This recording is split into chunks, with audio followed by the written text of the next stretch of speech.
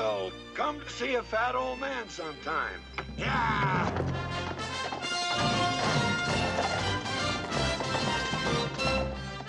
Yeah!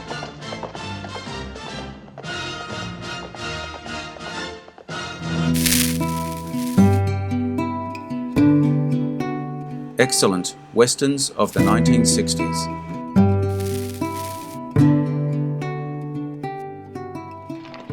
Arguably the height of the Western movie genre, the 60s certainly have some of the greatest Westerns ever made. Today we will take a look at some of these movies.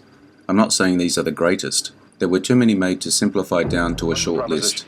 We all have our own favourites. We could rate the ones that made the most box office profit, or some other arbitrary method. Some of my videos do this. But for now, we will just appreciate some great movies and those who made them. If you enjoy this video, hit the notification button to get my new videos. If you want to check out my many other videos, head over to my channel. The link is in the description. Let's get into it in no particular order. That's my steak, Valance. Major Dundee, 1965. In 1864, due to frequent Apache raids from Mexico into the US, a Union officer decided to illegally cross the border and destroy the Apache, using a mixed army of Union troops, Confederate POWs, civilian mercenaries, and scouts. Charlton Heston famously did not get along with Richard Harris, who frequently stayed up drinking into the early hours and was often late on set. Lee Marvin was Sam Peckinpah's initial choice for the role of Samuel Potts, but he wanted too much money. Marvin's agent suggested James Coburn for the part, and he ultimately got the role. During filming, Sam Peckinpah was so obnoxious and abusive towards his actors that Charlton Heston actually threatened the director with a saber. Heston later remarked that this was the only time he had ever threatened anybody on a movie set.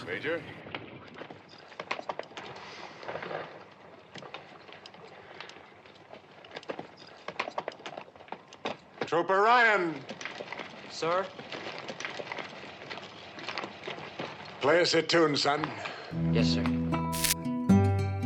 Nevada Smith, 1966. A half-American Indian and half-white teenager evolves into a hardened killer as he tracks down his parents' murderers. The character Nevada Smith was supposed to be 16. He was played by 35-year-old Steve McQueen. McQueen was only 8 years younger than Gene Evans, who played his father. Suzanne Pleshette once said in an interview that her love scenes with Steve McQueen in this movie were horribly awkward for both of them, as they had enjoyed a completely platonic friendship since she first came to Hollywood, and he had very much taken on the role of big brother to her. Of the 2,000 performers that auditioned for Lee Strauss's exclusive theatre school in 1955, Steve McQueen and Martin Landau were the only ones who were accepted. Dealing cards.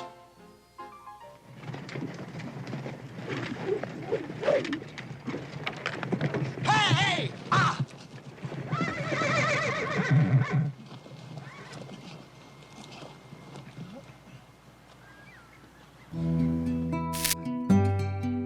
Hang 'em High, 1968. When an innocent man barely survives a lynching, he returns as a lawman, determined to bring the vigilantes to justice. Clint Eastwood, Marshal Jed Cooper, wore the same gun belt and holster that he, as the man with no name, wore in the Dollars trilogy, the three spaghetti western movies directed by Sergio Leone, and that he also wore as Hogan in Two Mules for Sister Sarah, 1970. Clint Eastwood's first leading role in a Hollywood film. He was already 38 years old. Hang 'em High is also notable for being Eastwood's first assignment as a producer. Having formed Malpaso, it means bad step in Spanish, and Eastwood liked the irony. Productions with his friend Leonard Freeman as a loan-out company to help struggling independent filmmakers. Eastwood never dreamed it would develop into a full-scale production house. Kill me.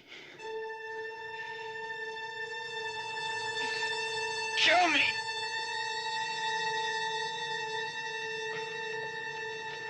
Kill me.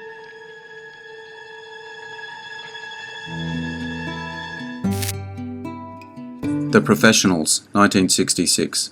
An arrogant Texas millionaire hires 4 adventurers to rescue his kidnapped wife from a notorious Mexican bandit. Burt Lancaster, at 52, insisted on doing all his own stunts. Due to camera angles and lack of full facial lines of sights during stunts, It is doubtful that this bit of trivia is indeed fact and more legend. Point of fact, the rock climbing scene in which Lancaster wires dynamite to take out a pass. A stuntman is likely used in that climb because of the way it was shot. First Western to feature nudity, although it is a long-range view and tamed by later standards. Lee Marvin took it upon himself to keep the film's guns clean in the unpredictable desert conditions. Hardly anything at all. True Grit, 1969. A drunken, hard-nosed US Marshal and a Texas Ranger help a stubborn teenager track down her father's murderer in Indian Territory. Elvis Presley was considered for the role of LaBeouf, the Texas Ranger.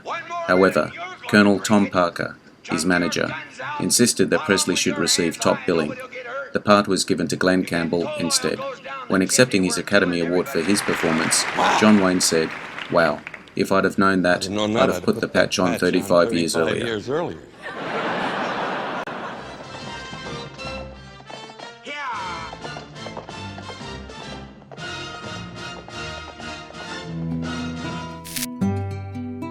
Ride the High Country, 1962. An ex-Union soldier is hired to transport gold from a mining community through dangerous territory. But what he doesn't realise is that his partner and old friend is plotting to double-cross him. Final film of Randolph Scott. He retired from acting once he saw the finished film, saying he wanted to quit while he was ahead, and that he would never be able to better his work here. Sam Peckinpah, who tended to edit in his head as he went along, didn't shoot much extra coverage beyond the footage he knew he needed for each scene. After viewing the rushes, MGM management sent him a note. "Who do you think you are, John Ford?" Joel McCrea was originally cast as Westrom and Randolph Scott as Judd. However, early in the production, each actor went to the producer on his own, dissatisfied and ready to quit, so the roles were reversed.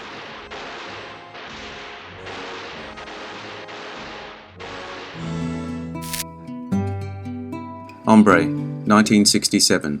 John Russell, disdained by his respectable fellow stagecoach passengers because he was raised by Native Americans, becomes their only hope of survival when they are set upon by outlaws.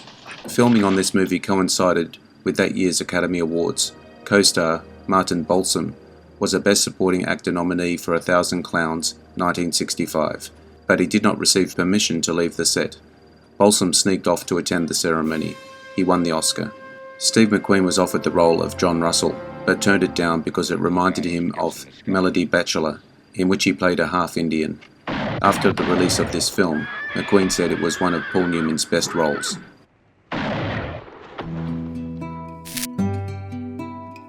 The Magnificent Seven, 1960. 7 gunfighters are hired by Mexican peasants to liberate their village from bandits. Yul Brynner had a major say in casting decisions, including the decision to cast Steve McQueen. He specifically requested that McQueen be cast as Vin Tanner. Brynner later regretted the movie since he and McQueen developed a disastrous relationship on set. James Coburn was a big fan of Seven Samurai, 1954, and his favourite role in that film was the character that he ended up playing in the Americanized version. He deliberately incorporated Seiji Miyaguchi's performance as Kyuzo into his performance. Why?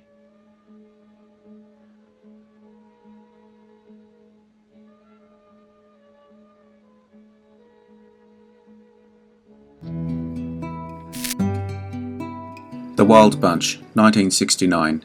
An aging group of outlaws look for one last big score as the traditional American West is disappearing around them. The train robbery itself is not in the script. All scenes were improvised on the spot, the same day. Same thing with The Walk, for the bunch to help Angel.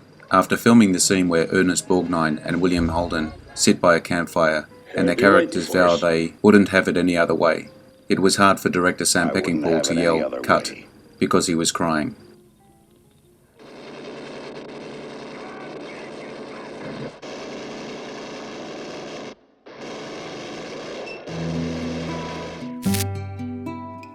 The Man Who Shot Liberty Valance, 1962. A senator returns to a western town for the funeral of an old friend and tells the story of his origins. O.Z. Whitehead, played a teenager, was actually 50 years old. Denver Pyle played O.Z. Whitehead's father, despite being 9 years younger than him. John Wayne suggested Lee Marvin for the role of Valance after working with him in The Comancheros, 1961. First occasion of John Wayne calling someone Pilgrim. John Ford had considered casting a young actor as Stoddard, but feared that would highlight the fact that John Wayne was too old to play Doniphan. At the time of release, this was dismissed as a lesser work from a once great director, and was stuck on the bottom half of double bills. During shooting, John Wayne was already suffering from lung cancer, although it was not diagnosed until 1964.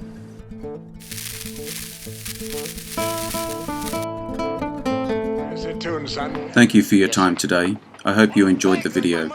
Let me know what you think in the comments. I appreciate likes and subscribers. Hit the notification bell to get my new videos. Take a look at my channel. The link is in the description. Bye for now. See you again soon. I wouldn't have it any other way. That's my steak, Valance.